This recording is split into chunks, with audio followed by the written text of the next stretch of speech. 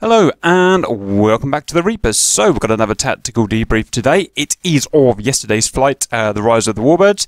So we've got, in case you missed the flight, we've got about a dozen blue Warbirds here taking off. They've got a 20 or so mile journey to get to this area here. You've got a town here, and on top of buildings are a bunch of terrorists that they've got to destroy.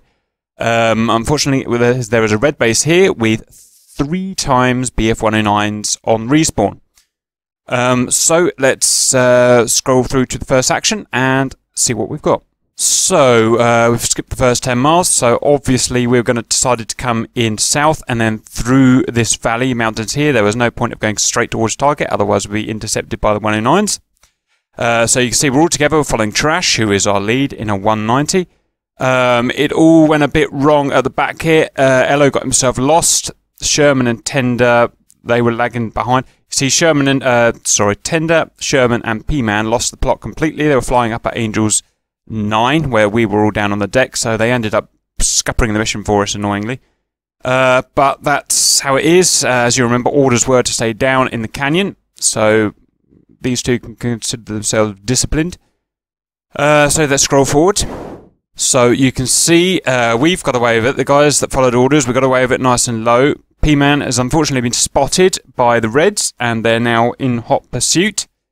I suppose the only benefit is that by these guys lagging so far back, at least they attracted the enemies behind the main assault, so I guess that was good. P-Man realises what he's done, and is now diving down for the deck.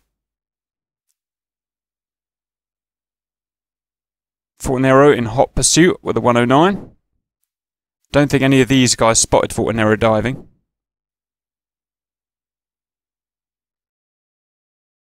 We have a merge. Fortinero is, I think, he's temporarily lost P-Man. P-Man's splayed out to the right. None of these guys have seen Fortinero yet, I don't think. These guys are, at least they're down in the canyons now, so at least they're safe. Now he definitely has. P-Man's gone up again.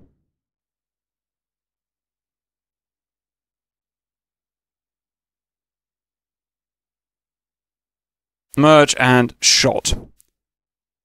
And Fortinero actually, I think, crashed into him at City. So that was, well, it was what it was. That was P-Man's fault, so I'm not going to go over that. Tender has, I think Tender was going to help this fight. Okay, otherwise we're all back on with the main objective. Stand by.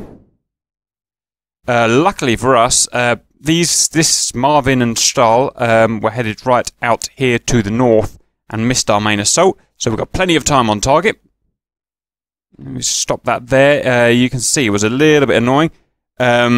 These square things here with the watchtowers, they didn't work. If you look from the cockpit footage of last night's flight, you'll see that the towers weren't actually there. That's because they bugged and they actually fell through the buildings and were inside the buildings, so they essentially didn't exist, which is annoying.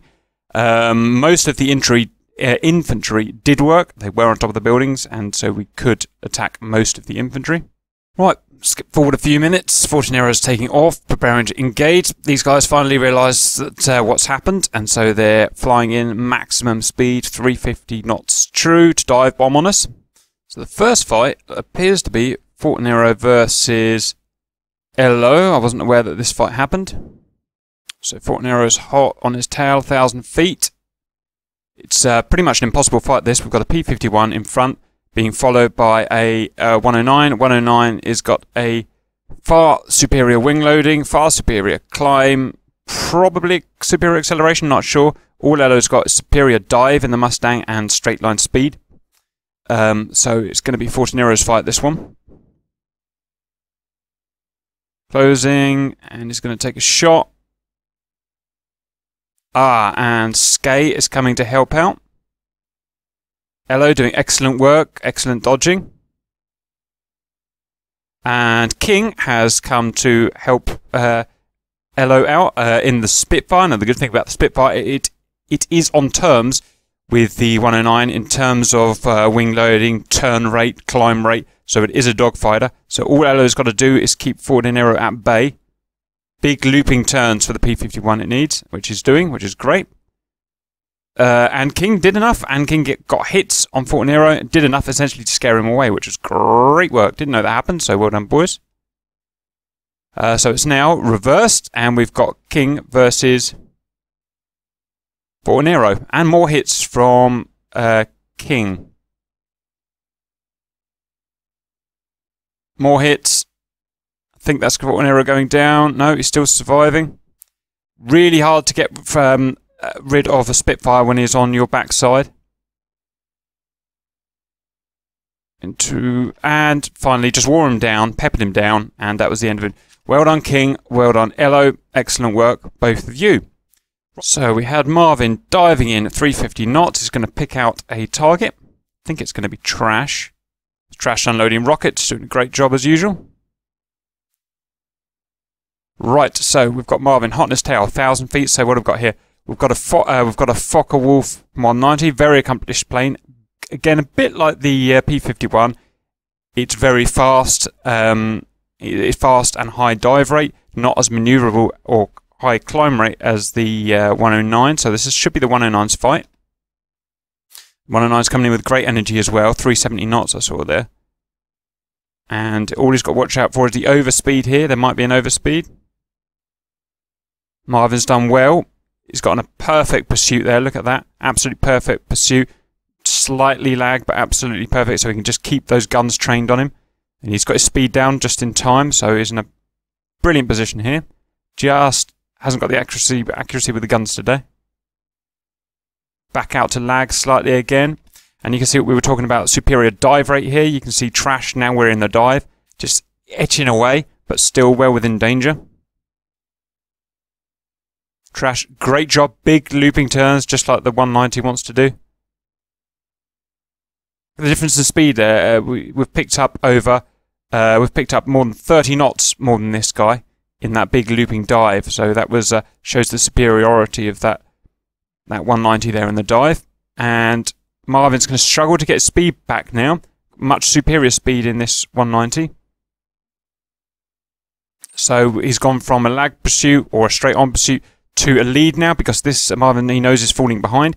He needs to get lead to try and catch up, but he may end up stalling himself out. We'll have to see. He took the lead, took the shot, and Trash is back in the dive now, so Trash is going to get high energy again. And he has, and again, he is just eking away now, 40 knots more than Marvin. So by doing big looping turns like the 190 and P51 want to do, he's just eking away from this 109, which is the best way to survive. Now, the good thing is he's bought himself enough time that the boys, he can call in the boys, he called in Sherman, called in Seethor, called in Cap, and the boys are going to come in and take him off his hands now, hopefully. So, excellent driving from Trash. Very good flying all round, fighting from the Blues today, so this is good. And Marvin quit the fight, and that was the right thing to do. He could see, wow, look at that. Jesus. And that's amazing. He could see that he wasn't catching up with Trash. Trash knew how to handle his 190, and the boys are coming in, so he had to get away from the fight, really. So that's good. Now I just noticed Stahl has been in action, so we're going to follow Stahl for a bit, I think. Zoom back. Right, so we wound this back. This was Marvin down here. Went for Trash. Stahl stayed high at Angels 12. He's going for his dive now. He's turning his potential energy into speed for the dogfight. He's now choosing a target. He's probably looking down here at Fortinero. Getting shot. Look at all those boys on Fortinero. Great work. I intended was spraying him. I didn't see that. So he's taking opportunity of Fortinero's fight to come in and take a shot. 460 knots. How about that? That's amazing. Where's he going? Where's he going? So he's missed all of that fight. He's got to use the speed up. He's got to use the speed. Absolutely swarming with Blues. And he somehow went through the whole fight without picking anyone up. Back up. Oh, and someone's found him. Elo's found him. Good work, Elo. No, Elo's shooting. Oh, Elo's shooting King. No, friendly fire.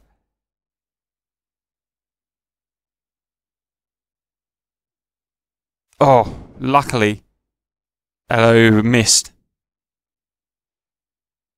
No, scratch that. Elo wasn't friendly firing. It's because Fortinero's body was there, I know we don't see it here. Fortnero's body was there, and that's why these guys are firing. King just happened to get hit in the crossfire, but he's okay, so no punishment to happen there. Right, okay, back with it now. So, unfortunately for Elo, while he was doing a good job, but he was in the wrong place at the wrong time, and Stahl managed to loop on his tail, which is good work from Stahl. And Elo is very slow. He's a bit of a sitting duck now. And Stahl is going to come in, peppers Elo, and that is, I think, a cockpit shot from that kind of high aspect. So that's good work from Stahl. And gets a tender hit as well. That's pretty good. And then High Yo-Yo looking for more targets. Now finds King. Dives down on him, so he's managed the yo-yos. He's managed to beat his speed up, build his speed up. He has turned out of the fight there. That's weird. Oh, and he's crashed. What was that all about? Let's have another look at that, shall we? So it's on a high yo-yo. He is 2,500 feet. So I don't see any reason why he should crash. So he sees King, wants to go for the fight. Turns out he loads too much angle of attack. Basically, he came down here. He was really building up speed fast, and this is a really dangerous thing to do in a Warbird. Warbirds just can't handle angle of attack. And he came down here. He was concentrating on this target rather than his altitude and his speed. His speed built up too high, and by the time he decided he had to pull out, he had to yank right back on the stick, loaded up the Alpha in the plane, and like I said, they just stalled and fall out of the sky. When you load up Alpha in these planes, they're really difficult to fly, and that's him out. It happens. So that was lucky for the Blues there, because he was on a bit of a roll. He could have taken out King there as well. Okay, what happens next? Right, Marvin's got himself in another scrap, so I guess we'll have to go back and have a look at that. Stand by. Right, so we're following Marvin again. This is where previously he was chasing Trash. Trash did superior flying, which is great. It did what he needed to do and got away. Marvin has bailed out, which is the right thing to do. And let's see what he does now. Unfortunately for him, he's now going to be the single guy with 12 Blues around him. So I don't think this is going to end well, but we'll see. So he goes up for a yo-yo to reassess. He's choosing himself a target. Cap, I think, is on it. Oh, look at Gumbo's in. Oh, he's in a T-51. Gumbo doesn't have guns, unfortunately. So not much he can do. Just trying to scare him. Maverick's coming in again, doesn't have guns. Ah, look at Cap. Yeah, Cap doesn't cock about. Gets right on his 6. 1,000 feet. And this is a good match. Spitfire versus BF-109. They're both light, low-wing loading dogfighters of World War II. Both optimized for low-altitude dogfighting. So this should be pretty good. Cap closes on him fast. My speed is good. And you can see I've taken a lead. I took a lead pursuit, and it looks like by my vector I'm going to turn it into lag. We'll see. Yep, I've relaxed it into lag. I've over-alphaed my plane there. I've asked too much of the Spitfire. Let's just go and have a little bit look at that again there. A little bit ugly. Right, so I've come in on a lead pursuit, realise I don't want it, want to change to lag. And there, I pulled just too much to try and keep up with Marvin. Marvin's at a lower speed, he can turn a little bit tighter like that.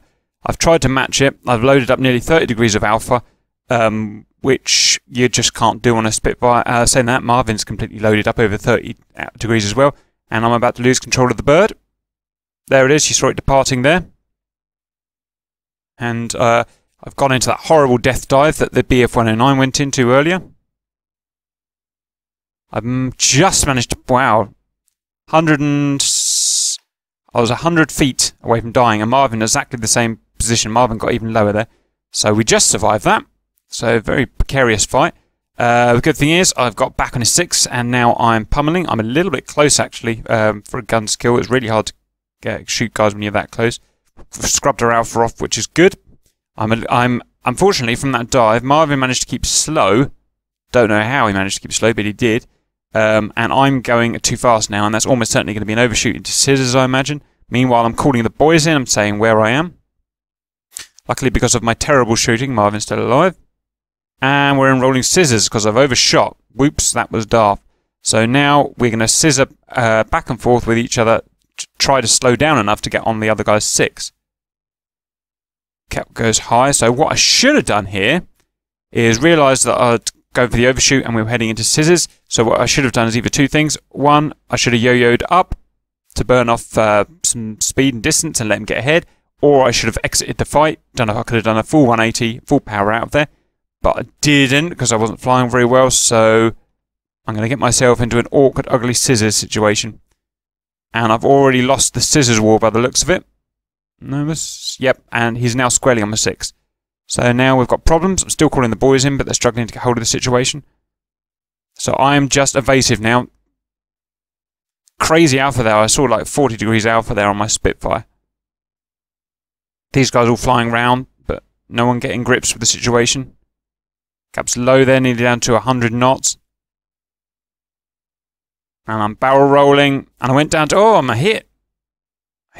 Multiple hits on Cap there. Survived. Marvin went down to 30 feet there, so that was damn close. So I went up for a small yo-yo, but it wasn't enough. Needed to be more aggressive. Marvin's following perfectly. Almost heading back into scissors there.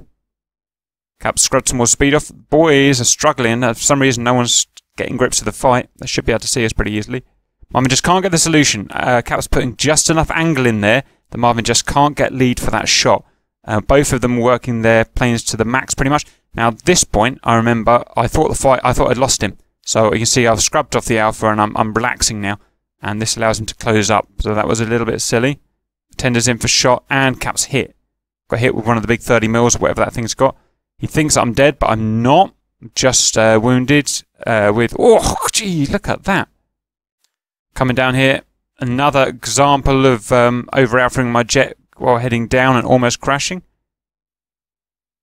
You can see 40 degrees alpha, and I've pretty much departed at that point. Let's see how low I get. 100 feet, 60 feet, 60 feet there, so very close. I'm trailing smoke at the moment, so I'm very visible. Marvin's back on the case, doesn't want to let it go. The good point is, finally the boys managed to get hold of him now. Now I'm smoking, everything's very, very visible. King's back in for a kill, and does enough to save me. Well done, King. Right, so at this point, Cap is going to get the hell out of there, back to base in that direction, and the boys are hopefully going to sort Marvin out. So Marvin has exited the fight. He's up for a high yo-yo, looking for new targets. Amazed he's not being shot by someone by now. The only thing is, the only small disadvantage that the Blues have got here is that when there's millions of Blues against just one hostile, it's very hard to find the hostile. Everything you go for tends to be a friend. You waste most of your time chasing friends. Anyway, Marvin's done very well to survive. Cap is exiting. I'm on full power, but my engine is a bit broken from the fight, so I'm not going very fast. Marvin's after his high yo-yo is assessed. He thinks that I'm still the best target, so he's back on the march. Again, somehow all these guys failed to find Marvin. I don't know how they managed that. So it's now a race. We've got 0.8 miles. Marvin's behind. Cap is at 260 knots. Marvin's at 260 knots. The top speed of this 109, I believe, is a little bit higher than the Spitfire, so he should just be able to catch up. And I'm unaerodynamic because of all the bullet holes I've got. New Red's taking off here, but I think they're going to miss the fight. Maverick there, I think he crashed. I don't know why, I can't remember why he crashed. Everyone else here, I've given them orders to get away out of the fight. And RTB, I thought we did more damage to Antifa scum than we did, but it looks like we only did a little bit of damage. So that's a bit disappointing, but never mind. Anyway, so Cap has got up to 290 knots. Marvin's less, but somehow he's caught up a little bit. We've decided that Marvin is in a dangerous position to Cap. Sherman and Cap were talking at the time. So Cap is now going to go evasive. I'm going to use the climb rate of the Spitfire and start to climb. This will pull up the red guy into easy visibility of the Blues. Now a new fight has started, so Sherman has caught up. The speed of the Mustang far superior to the 109, and he's done a great job in catching up. And he's now going to pepper Marvin. I can't believe Marvin's still alive. He's still in his first life as well.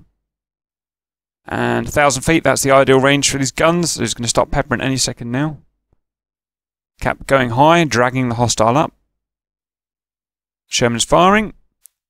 Good manoeuvring from the 109. And up he goes. So at this point, he's deciding, right, I've got a Mustang behind me. I can't outrun it. What I can do is outclimb and outroll it, which is true. So he's gonna do exactly that. Yo-yos up, puts in the angles, 40 degrees of alpha there. Stalled himself. He stalled himself there, out there. A little bit dangerous. Regains control. Sherman did a beautiful yo-yo there to get back behind him and in control. So Sherman's really good at that. So straight back on his 6, really good. Problem is, Sherman can't turn like that.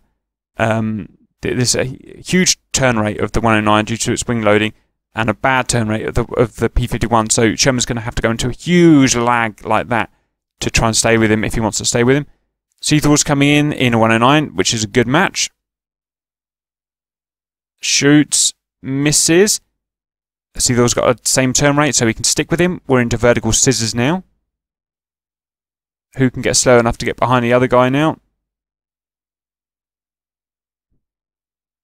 Still in scissors, crossing each other. Lateral scissors. A quick shot, but nothing. Marvin's decided to exit the fight. He saw all these boys coming in. He decided it's time to exit the fight, which was the right thing to do. Otherwise, he would have got pasted. And he's now just balls to the wall and heading back to base. Seathor turns around, rightly so. Gumbo gives chase now. Gumbo doesn't have guns, but they're still effective because no one knows this guy doesn't have guns, so he can still do his job and pressure this guy. And you can see he's done it. He's pressured Marvin into a mistake. So Marvin's going to go high now because, as we spoke before, he can outclimb. He can outclimb a Mustang and outturn it.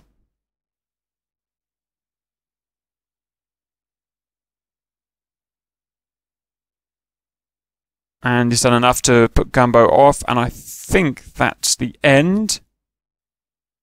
Seathor, after exiting, he's decided to come back in, but I doubt he can catch Marvin up now. Marvin's putting flares out to attract his friends, Fortinero and Stahl. They're coming in now.